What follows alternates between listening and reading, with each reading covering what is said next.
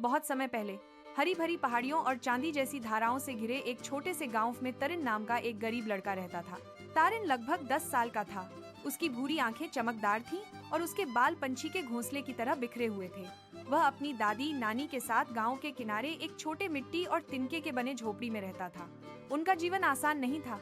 उनके पास खाने के लिए कम चीजें थी, लेकिन तरिन कभी शिकायत नहीं करता था। हर सुबह वह नदी तक चलकर लकड़ी और चमकती हुई छोटी छोटी पत्थर इकट्ठा करता था, जिन्हें वह बाजार में बेचता था। एक सुबह जब वह नदी किनारे चल रहा था, वहाँ घना और सफेद कोहरा छाया हुआ था। तरिन ने देखा कि एक पुराने विलो साल के पेड़ की जड़ों के नीचे कुछ चमक रहा है।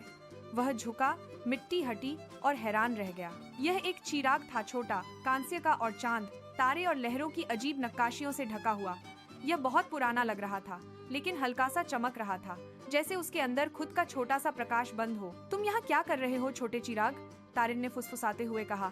शायद मैं तुम्हें बेचकर नानी के लिए दवा खरीद लूं। उसने इसे अपने झोले में रखा और घर की ओर दौड़ पड़ा, यह जाने बिना कि उसका जीवन अब हमेशा के लिए बदलने वाला था। जब तारिन घर पहुंचा, नानी अपने तिनके के बिस्तर पर आराम कर रही थी। आज तुम जल्दी आ गए बच्चे, उन्होंने कहा। मैंने कुछ पाया है, तारिन उत्साहित होकर बोला। उसने दीपक बाहर निकाला और नानी को दिखाया। अरे, यह तो पुराने किस्सों जैसी चीज लग रही है, शायद जादुई भी, लेकिन इसका ज्यादा खेल मत करना। तारिन मुस्कुराया। शायद यह सिर्फ पुराना खिलौना है, मैं इसे साफ कर दूं। उसने एक कपड़ा लिया और चिराग को धीरे धीरे पोंछने लगा, लेकिन फिर यह चमकने लगा। एक हल्की गूंज हवा में फैल गई। तारिन एकदम रुक गया। अचानक फूंक, नीले धुएं का एक घेरा दीपक से बाहर आया, घूमता और मुड़ता हुआ तरिन के हाथ के आकार के छोटे से आकृति में बदल गया।